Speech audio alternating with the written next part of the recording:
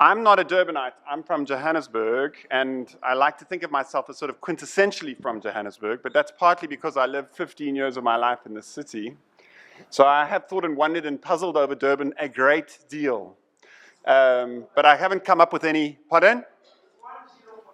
Oh, is it? Shit, I'm glad we're not watching. Sorry, okay.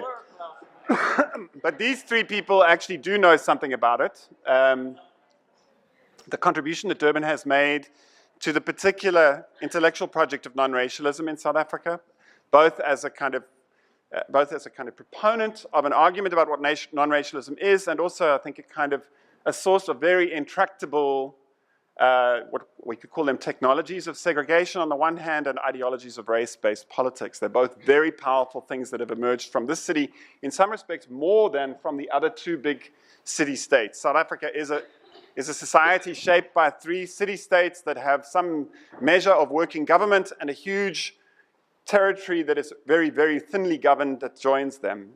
So I'm going to just, without further ado, ask Alex Lichtenstein to start us off, and he's being asked to speak not because of alphabetical order, but because he's a historian and has some real familiarity and fondness for this moment called the Durban Moment in 1973, and Alex will speak a little more. Alex is an associate professor of history at Indiana. He's one of the long-suffering editors of the American Historical Review. I shouldn't say that. Not long-suffering, just 6 Well, he's the author of Twice the Work of Free Labor, which I've used in my own work, in part because it looks very closely at how progressive racists used arguments about efficiency and about essentially utilitarian arguments to kind of construct very powerful orders of control over prison labor in the South. And he's busy, as we speak, writing a book called Making Apartheid Work at an institute called Rework in Berlin. It's not much of a hardship. I think he's enjoying himself.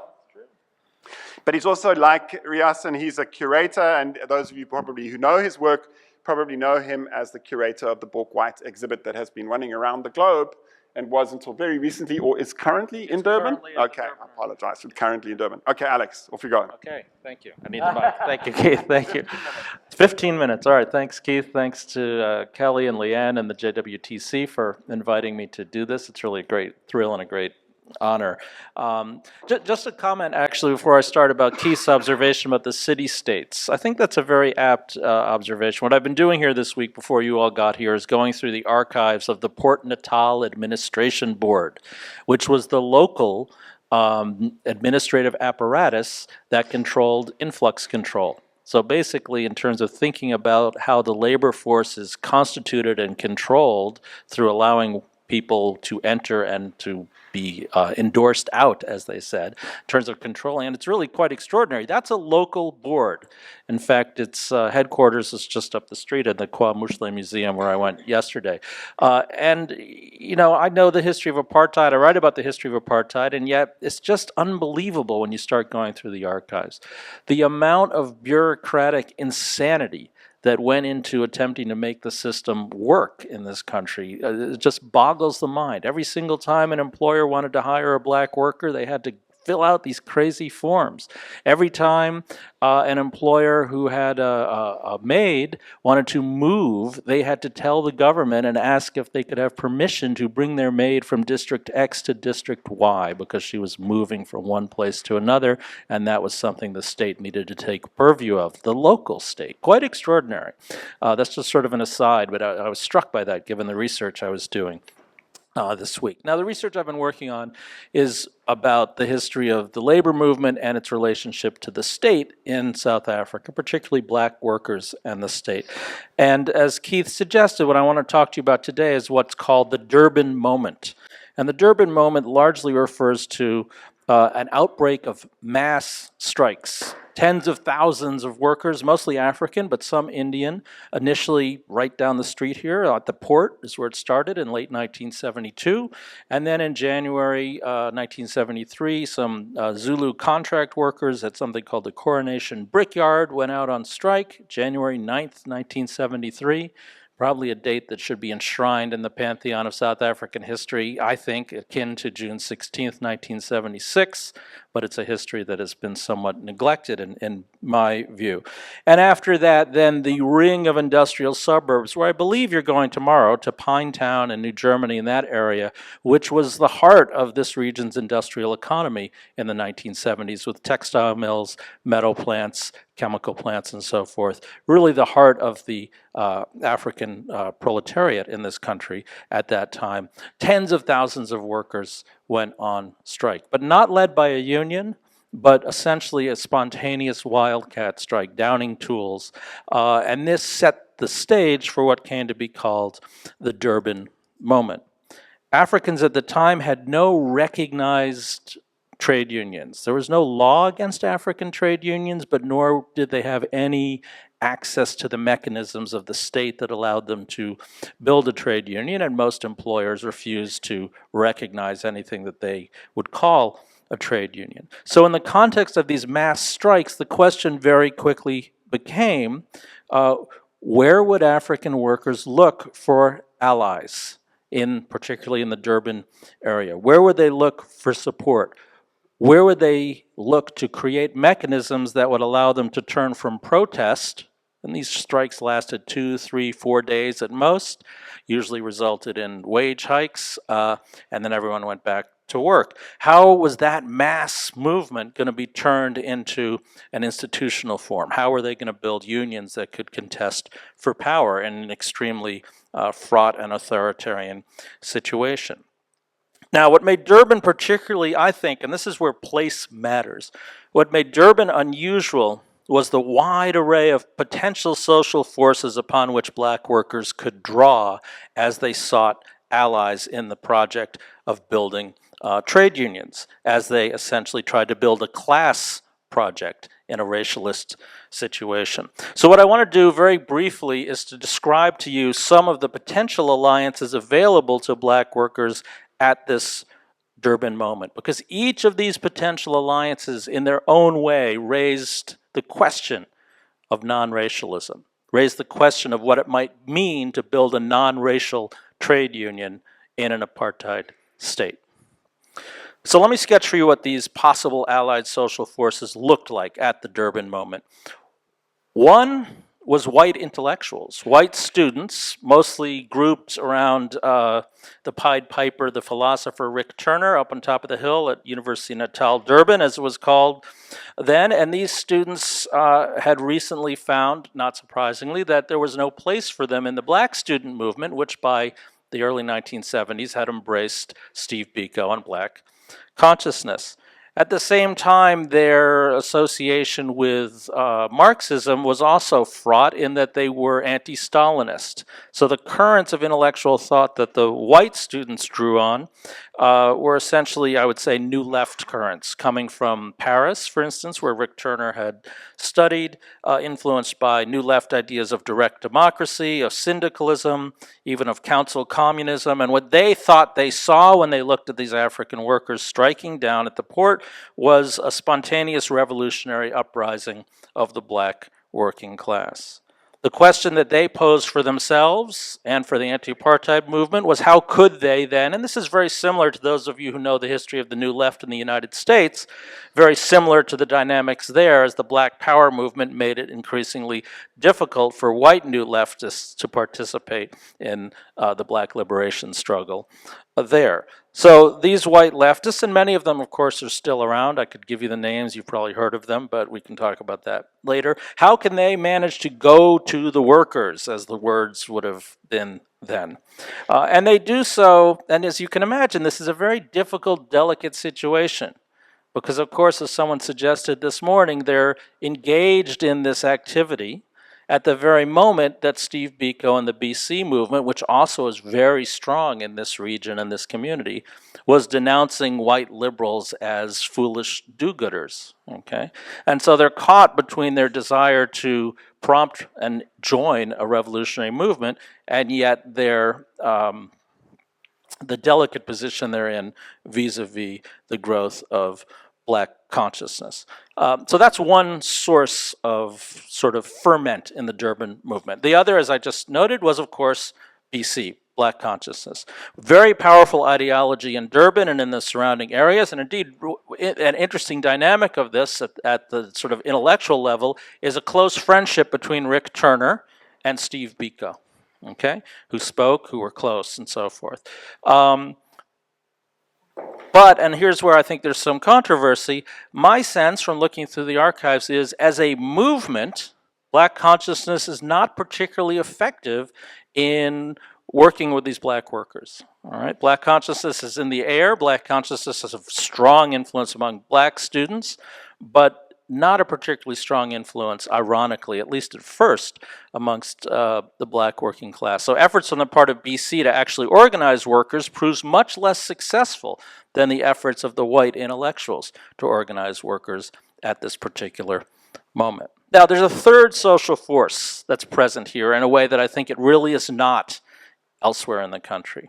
And this is a unique aspect of Durban, and this is what I've been doing research on most recently, which is that while Durban is an urban industrial area, it is literally intertwined with the homelands, right? So this idea of migrant workers, they're not traveling 500 kilometers from home to go to a factory on the Rand.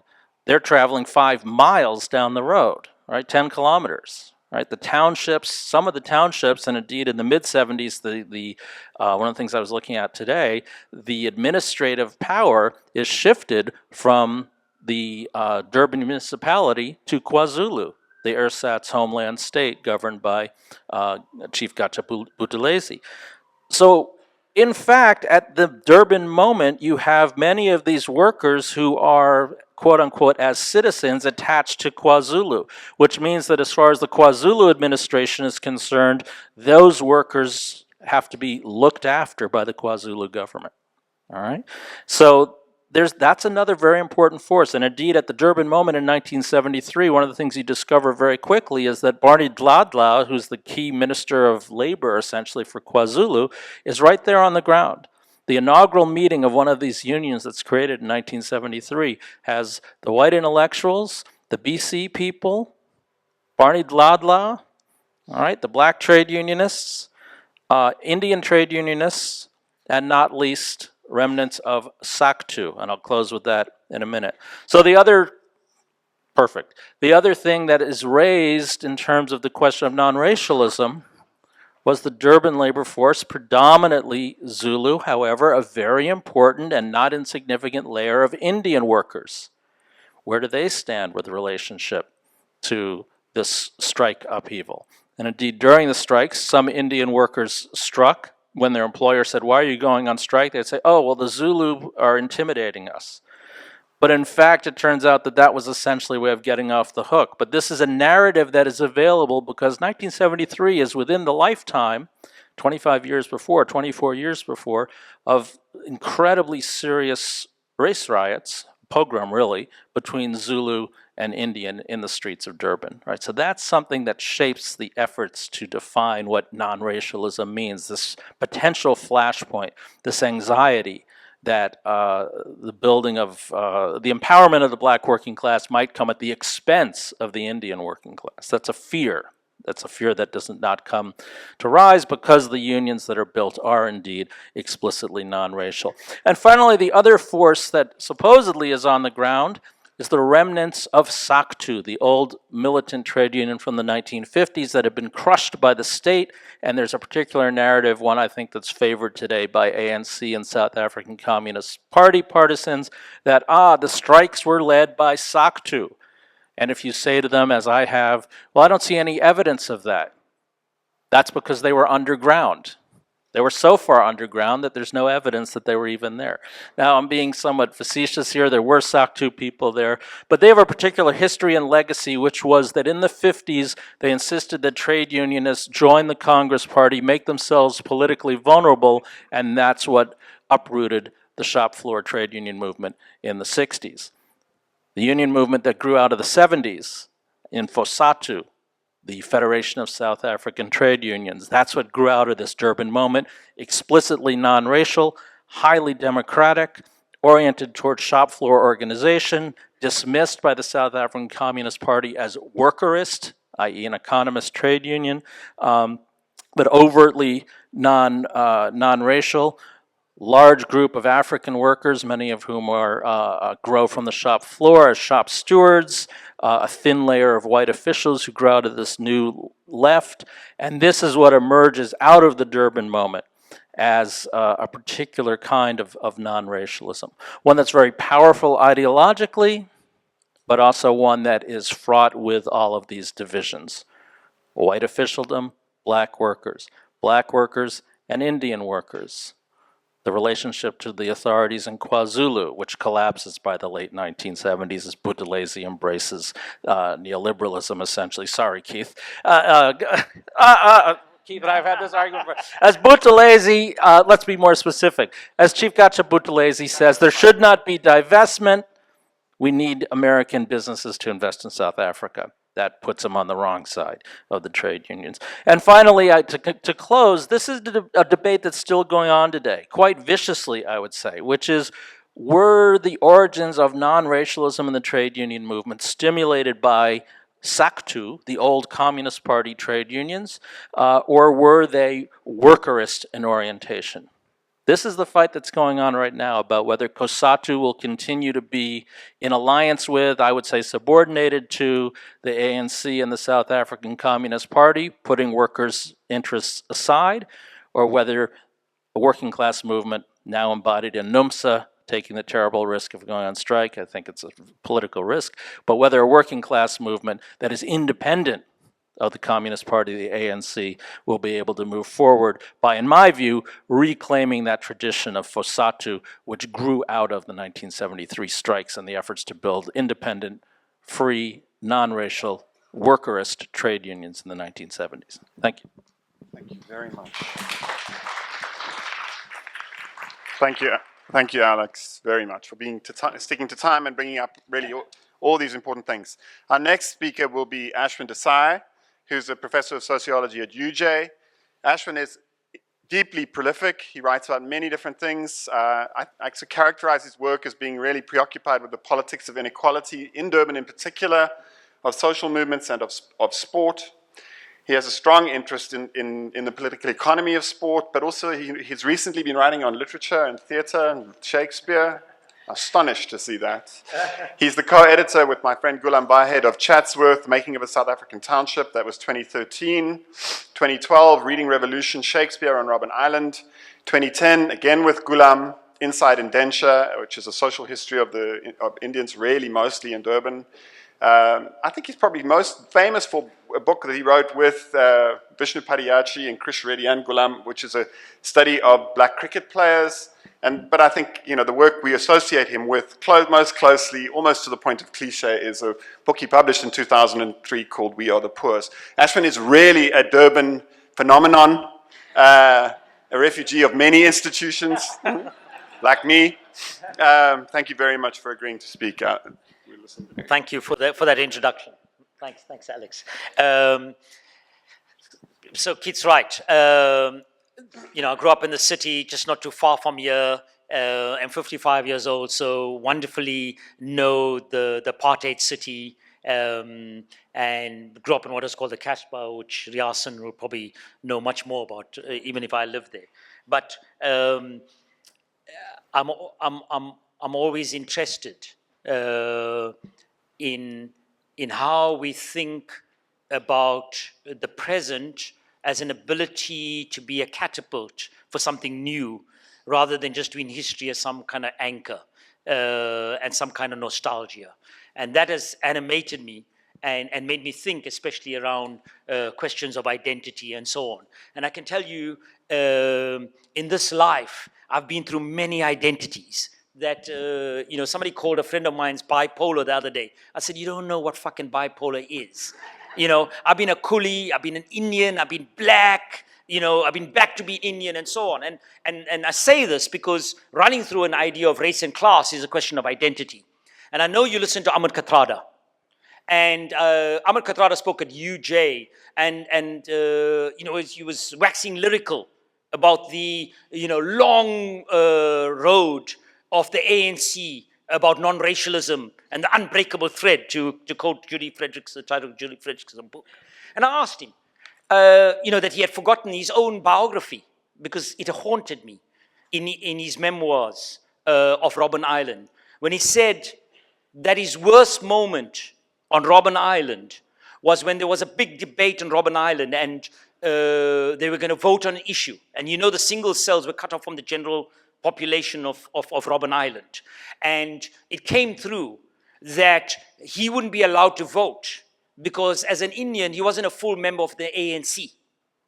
And that he found recourse in a friend from the Pan-Africanist Congress, who then treated him as a human being and reminded him that while he's talking about the long road of non-racialism, does he know that he's speaking at UJ, where the forms that you fill in to get employment, to become a student, has Indian, African, colored, white.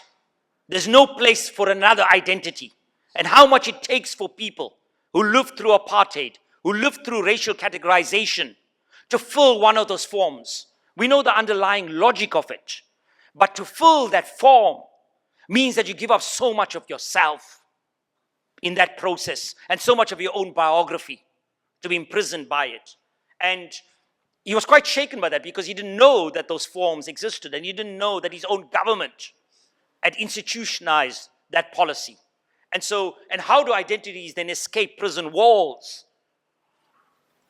In 2014, if we hanker after apartheid categories, the be and the end all. And who loves these categories in the city of Durban? Which people love these categories of Indian, colored, and African? The rich. Because if you go to the medical school that Steve Biko studied at, if there are 80 places for Africans, 40 places for Indians, and 20 places for coloreds, under apartheid, ironically, all of them came from state schools. And under post-apartheid, all of them will come from private schools. Because as this country fractures around class, we hang on to race as a means of affirmative action, so that my niece, who went to Crawford, a private school, got 7 A's, is now at the medical school at UKZN. So class and race are things that are old chestnuts, but they remain so vital in the present. And whenever I talk to my students at UJ, and there are 1,000 there, they think, what can we say about race and class that is so new? And I start by telling them easily about the 1922 strike.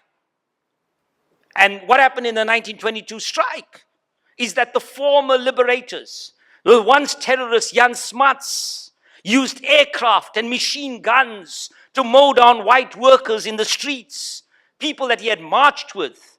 Why? And why did white capitalists want to hire black workers? Because they were non-racial, because they hated race. And you can see, if you only have a race angle or only have a class angle, how you can never explain 1922. So these are things that we always have to grapple with, and always have to tease out, and always have to understand as they change.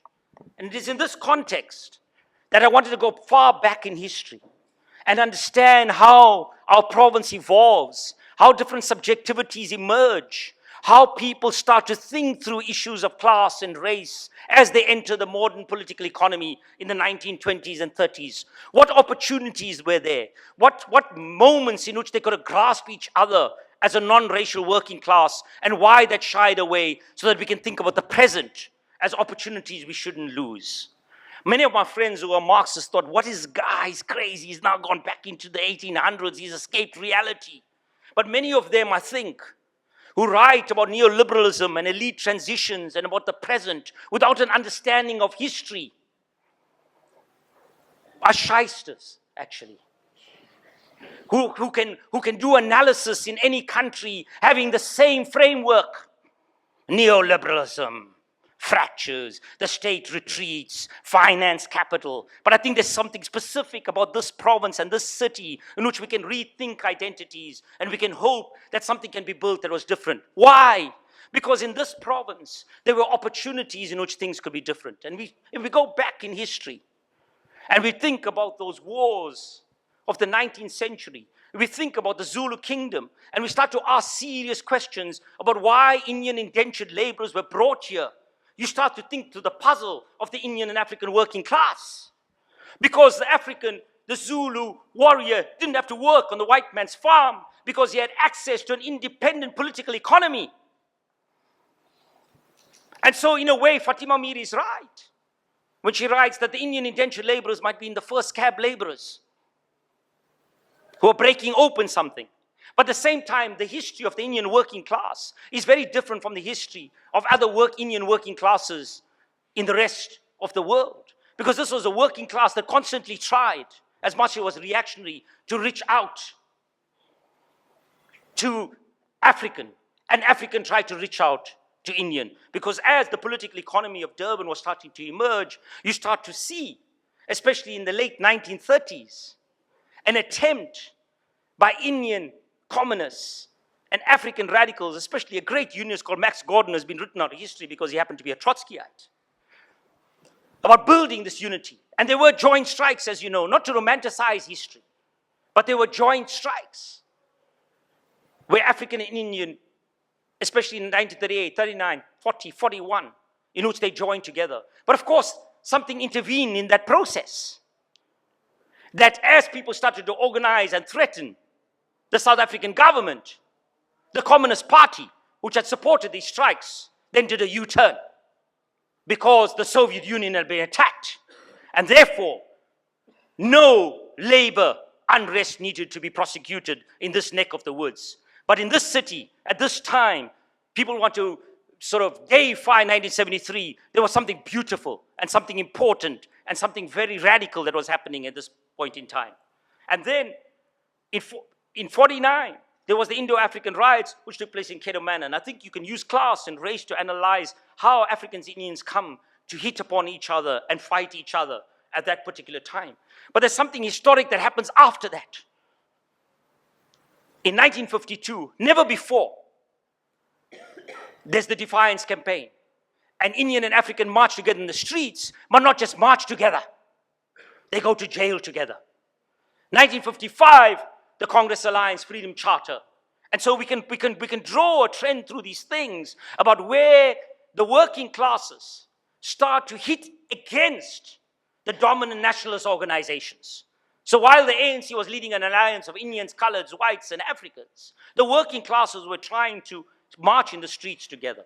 And that's been my analysis of how the forms of capital accumulation start to change class relations, start to bring people into the political economy in particular ways, and start to give us a sense of how 1973 happens. And I think, Alex, one missing link, and I think it's very important in the city in 1973 it comes, and I'm sorry that I'm giving you a sort of a potted history of this moment, and I hope we have questions and so on, is that in 1973, in 1970s, you have Steve Biko coming out of NUSAS. You have this wonderful, and Pat Horn is here, to tell you what a period this was as a unionist and as an activist, that people were starting to jump out of identities, that the main Indians in the Black consciousness movement came out of this city. And they were mainly, when they had to have an Indian university. And the university was actually in the island in the middle of this harbor, and you had to take a ferry there, right? So the main people start reaching out to a new identity. And the new identity is Black, colored and Indian and African, seen as those who are disenfranchised, have a new identity that is Black. And I think this is a very powerful moment because it retains its resonance in the present. But there's a counter movement, which is, at that particular time, there's a resurrection of the Natal Indian Congress. And actually Biko and Srini Mudli and Sats Cooper and Asha Mudli and so on go to these meetings and they challenge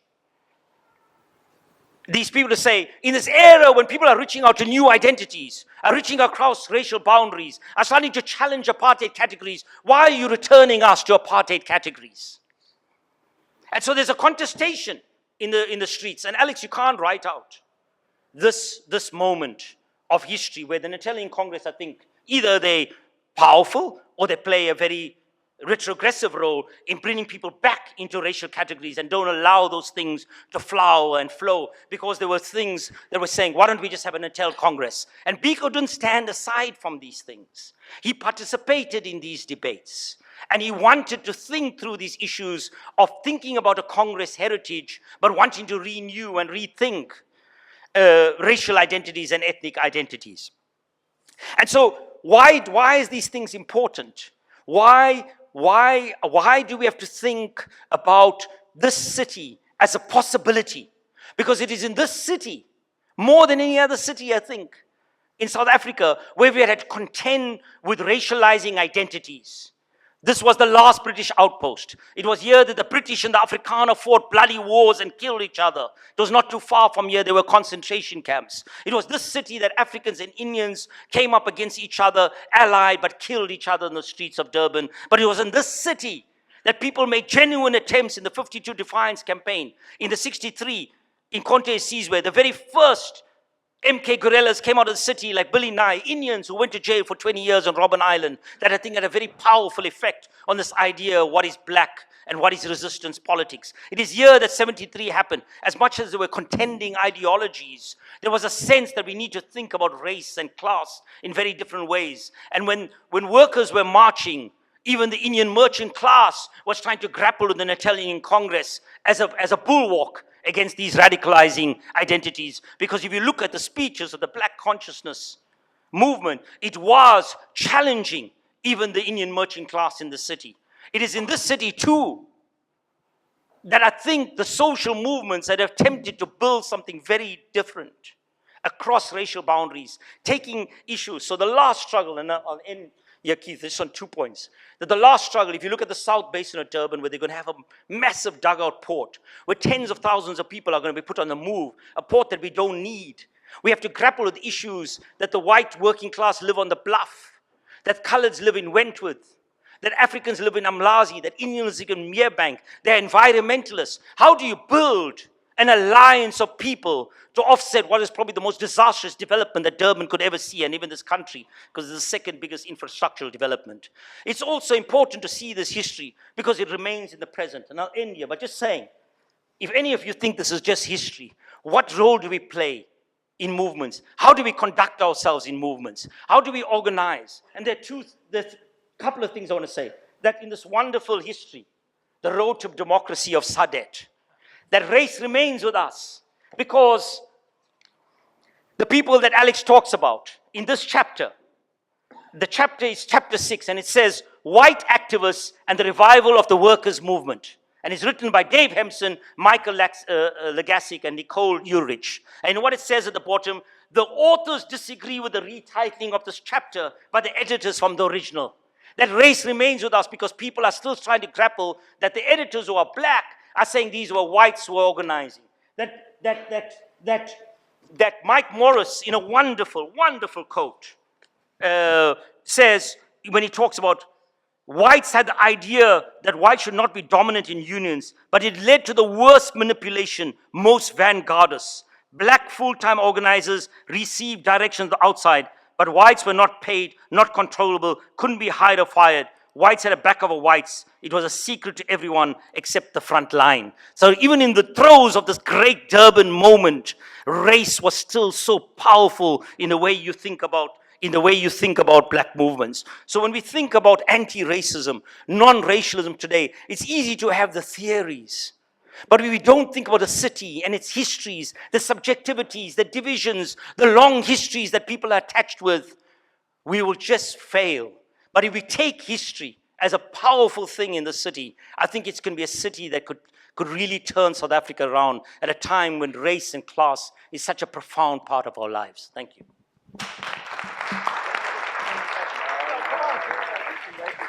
Sorry, guys. We can speak later. Okay, all right. Last time I didn't let somebody speak. Sharon was very cross with me for a long time, but you will get another chance. Right. Our next speaker is Riason Naidoo. And Riason, I'm not going to try and give your biography full coverage because in a way it's a much more, it's easy for me to summarize books. It's not so easy to summarize exhibitions. Riason is an artist and a curator. Until very recently, he was the director of the South African National Gallery. You can see the list in the JWTC website. He has produced a very impressive list and curated a very impressive list of exhibitions. I know him probably, I think, originally from the work that he did on the Indian in Drum magazine. He is also, I think probably most importantly, although we forgive him for studying at Wits, he was born in Chatsworth down the road. So thank you very much for agreeing to do this, Riason.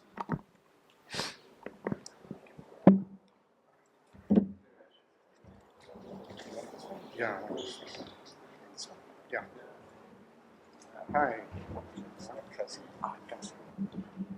Hello, can you hear me? Okay, thank you very much. So my talk is a bit different to my previous two speakers. I don't know how I'm going to get through this, but I have a little bit, you're just going to stop me.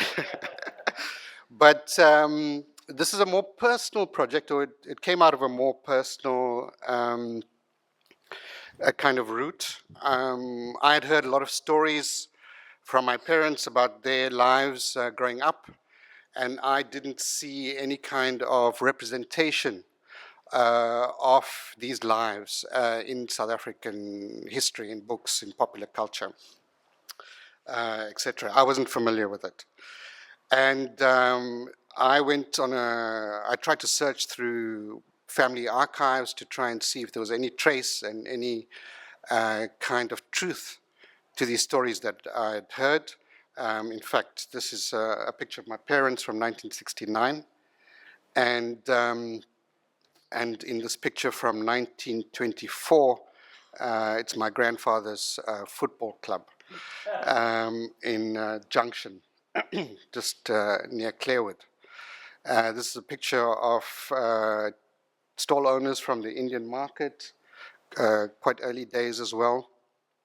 And this project is really about memory and photography, looking at representation, at how the state used photographs to convey certain ideas, and then also what I discovered in Drum magazine and how that offered other alternatives to the state version.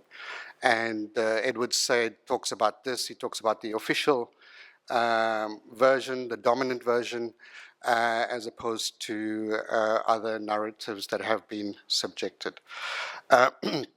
That's really the thread of this research and exhibition.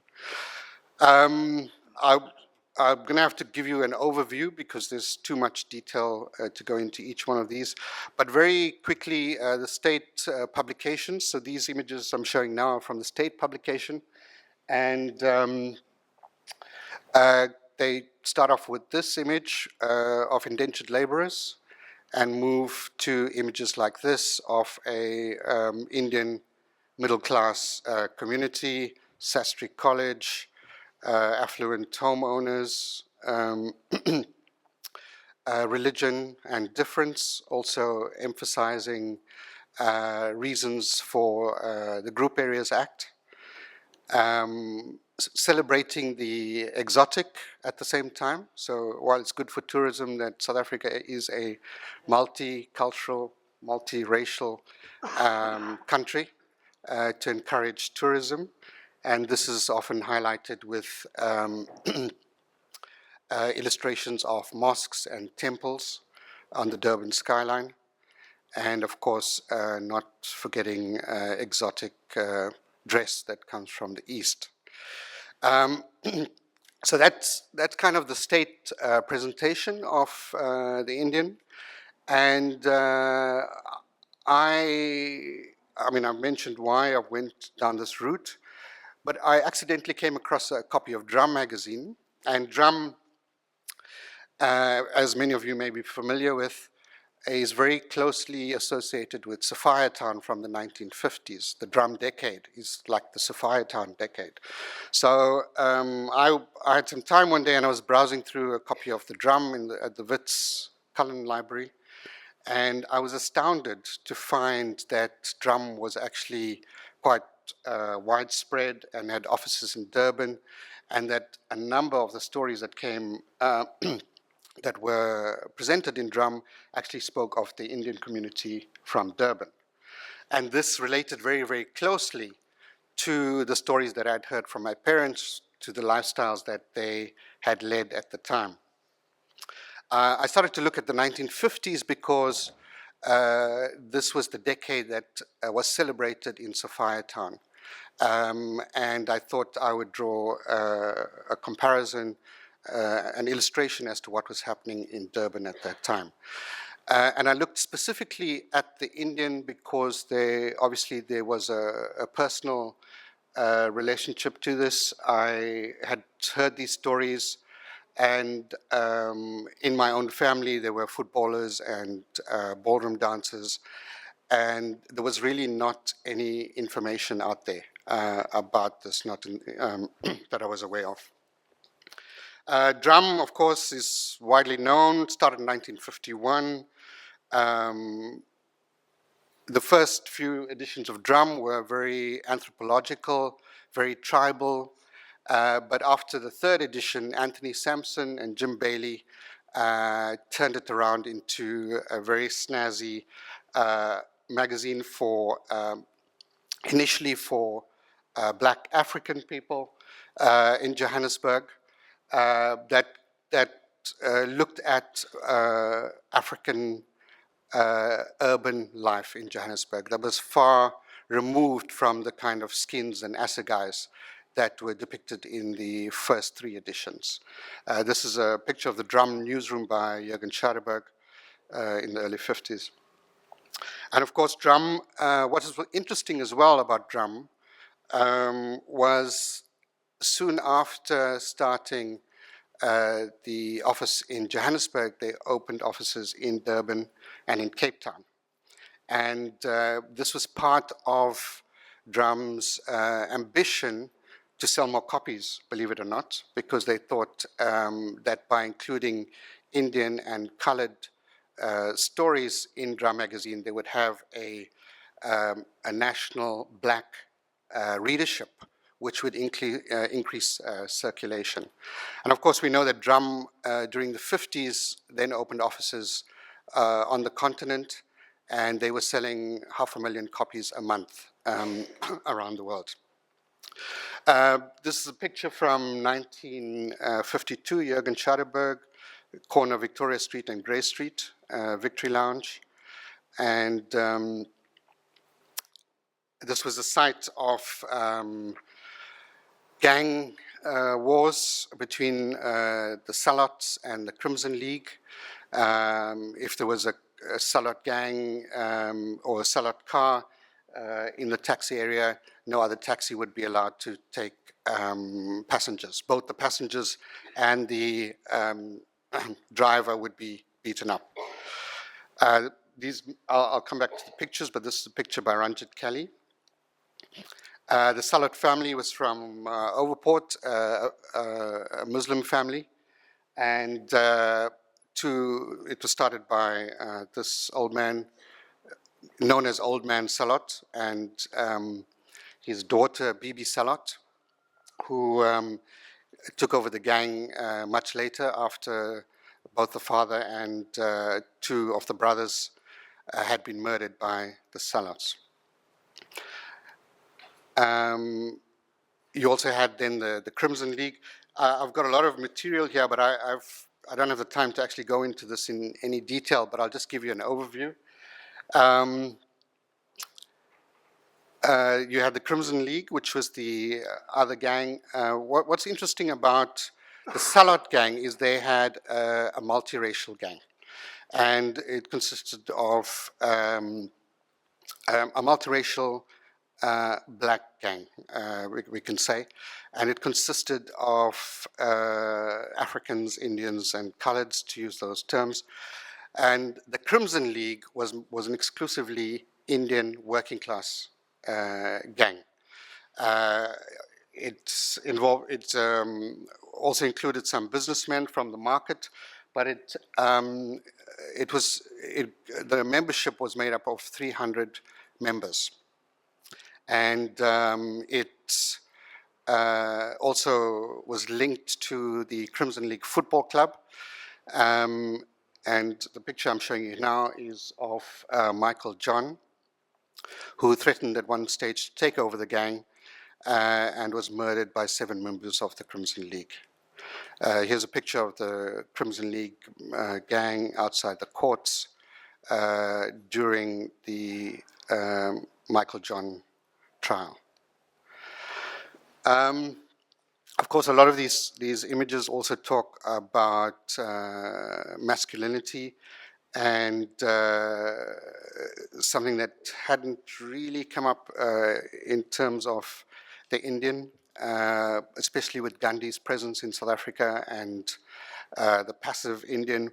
But these gangsters, through gang, showed a very different kind of masculinity that was operating in Durban at that time. And I think that came out of a working class culture. That's Patan, Shafi Bucks, who was involved in all kinds of things, drug dealing, brothels, dacha, smuggling. But he changed his ways and led a very religious path after some time. But among these gangsters, one of them, the most notorious was Sheriff Khan. Came from south of Durban, but moved to Johannesburg, where he formed a gang with the Y gang, so members of his Durban gang and the Y gang. And this is a later picture from the 1970s coming out of court.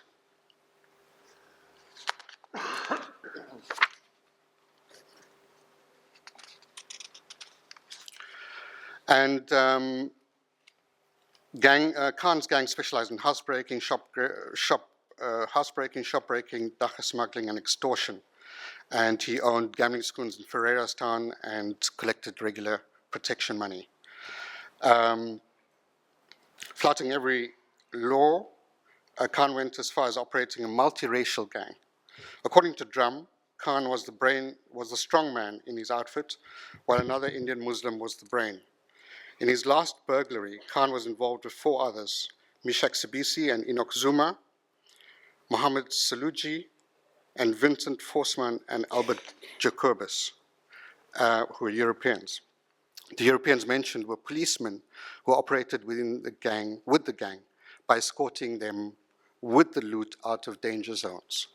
It was said to be one of the most ingeniously conceived and brazenly executed burglaries recorded in South African crime at the time.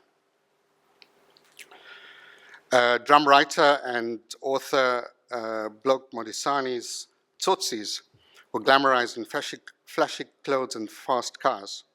Like me, my characters were invested with contempt for the law. Their efforts were directed towards flaunting of the law.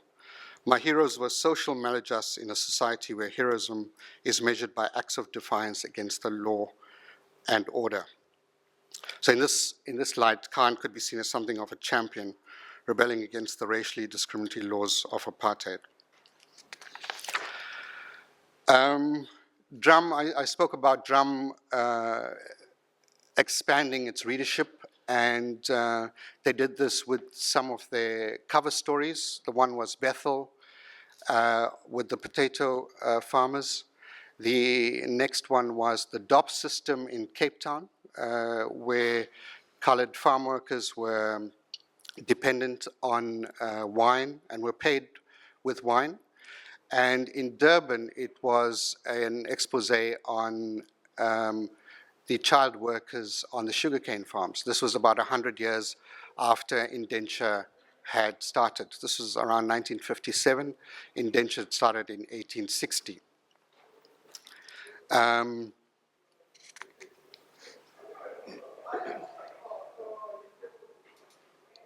These are images from that expose on the sugar farms.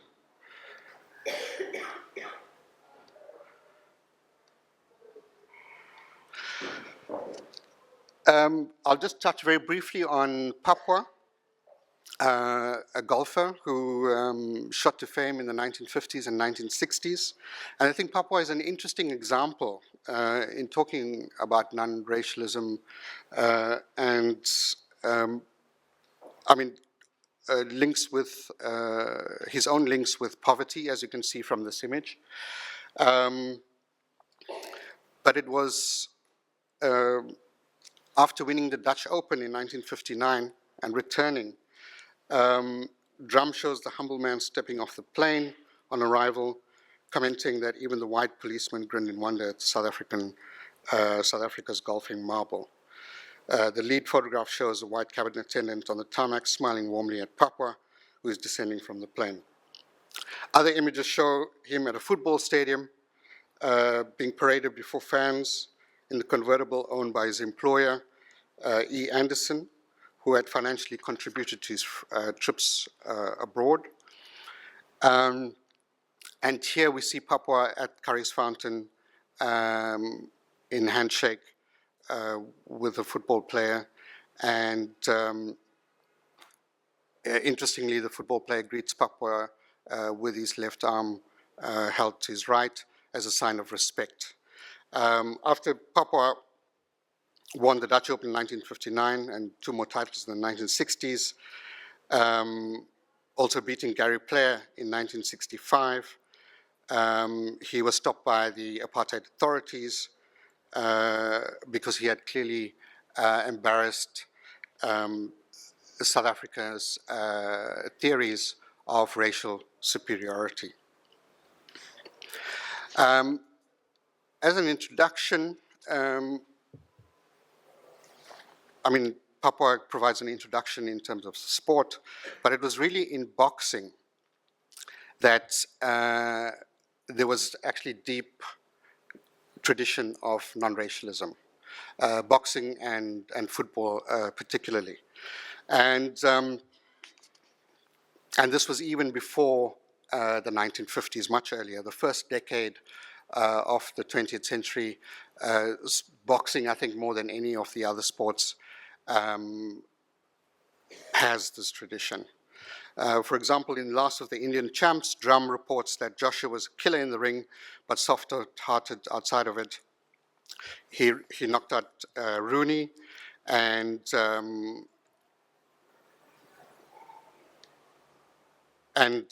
sorry, I was just disturbed there. Rooney,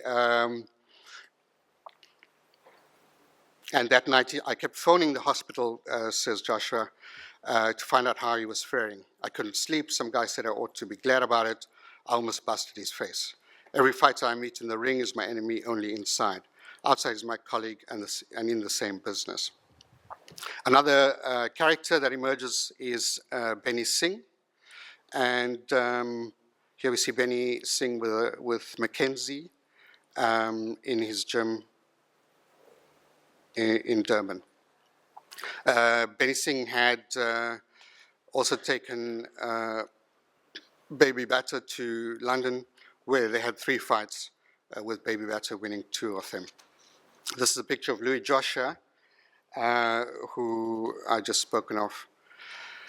This is an interesting picture taken in Cape Town by Barney Desai, who the father of Ria Desai, the filmmaker, and I think is quite emblematic of what boxing represents in the sport. I don't have time to go into any detail around that, but I think I should just read you this quote, which Benny Singh writes about in his book, and he quotes George Bull, a sports journalist from 1921. Boxing evidently breeds cosmopolitanism, drives away class and national prejudice, and develops broad-mindedness in the individual. The crowd at the Vic Rink last Saturday night on the occasion of the Dixon Hummel contest was a sight worth seeing. Asiatics from far Bombay, woolly-haired nondescripts from African recess, whites, near whites and blacks all jumbled together, and the best of it was that nobody minded. Every class of races was represented in the mob, from a white magistrate to a colored peanut vendor. Football was the other domain that really transgressed racial boundaries. I think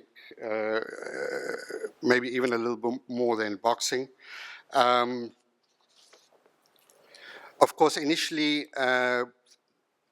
teams were organized along racial lines, so you had headlines such as Africans beat Indians in a thrilling game, or Prince Mabila, African captain, shoots the ball past Jackie Naidoo, Indian goalie, in the first few minutes of the Indian-African Federation match at Durban. The win was a reply to the African players' prayers, who were determined to win this time after last year's 2-0 defeat by the Indians. The Federation League, led by President Singh, was played in a point system, with matches held around the country in Durban, Johannesburg, and Cape Town, between teams that represented Africans, Indians, and coloureds. So these teams were played across racial lines. This would change later on. And what's quite interesting, I think we see this in Dan Chocho's dream team of the 1950s. In fact, 1956, Drum's football expert had a way of indulging his imagination in defiance of authorities. He liked to publish his non-racial team selection, which included white players, a sort of dream team from South Africa that would take on the world's best. It was probably no coincidence that Churchill's non-racial team selection in 1956 came after Congress Alliance oversaw the creation of the Freedom Charter in Kliptown in 1955. 1 minute left. Yeah. Yeah, the extra time, isn't it? Extra time. I think I have to really just touch on politics. There was a close association between football and politics, and here you see Yusuf Dadoo in a soccer match between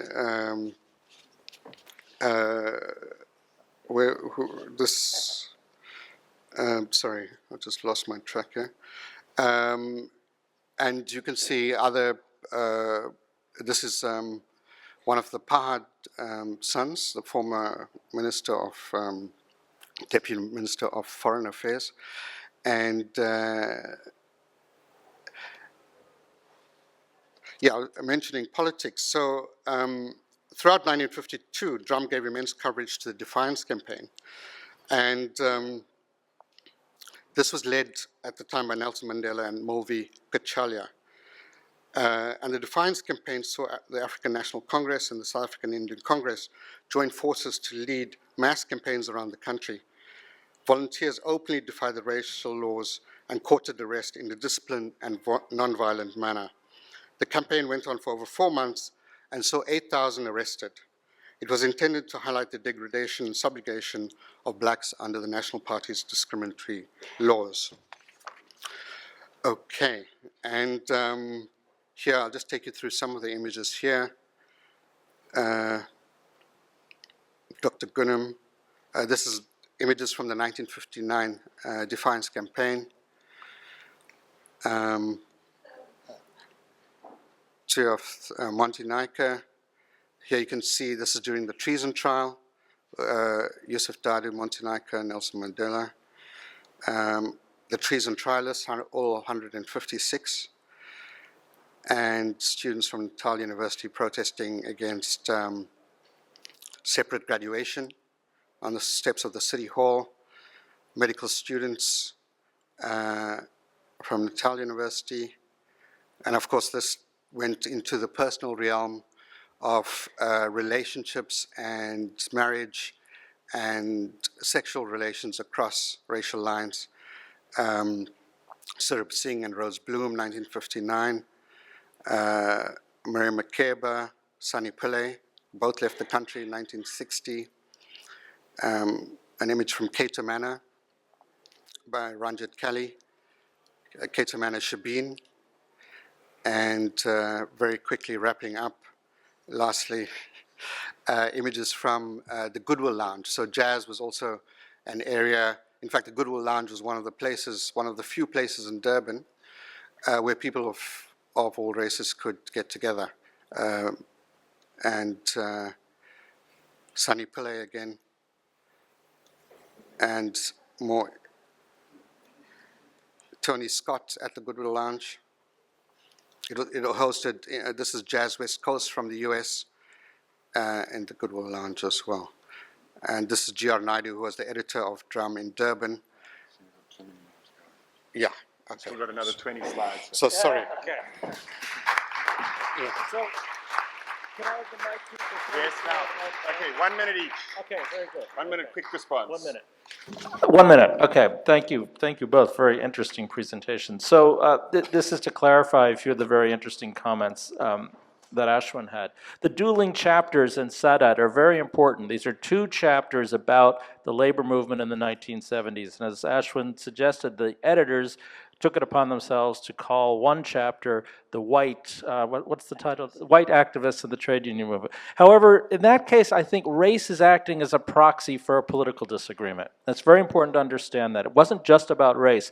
It was a sharp political disagreement about the nature and the importance of SACTU and the Communist Party in building the unions in the 1970s. So it wasn't just the quote-unquote white activists. It was non-communist or anti-communist in some cases, leftists who had this workerist, or I would call it syndicalist orientation that differed sharply from that of the SACP. And so this is a political difference as much as a racial one, even though, of course, it got racialized. I think it's very important to recognize. Don't stop fighting with each other now. I'm not fighting with them. I'm just trying to clarify. disagree with you, but Okay.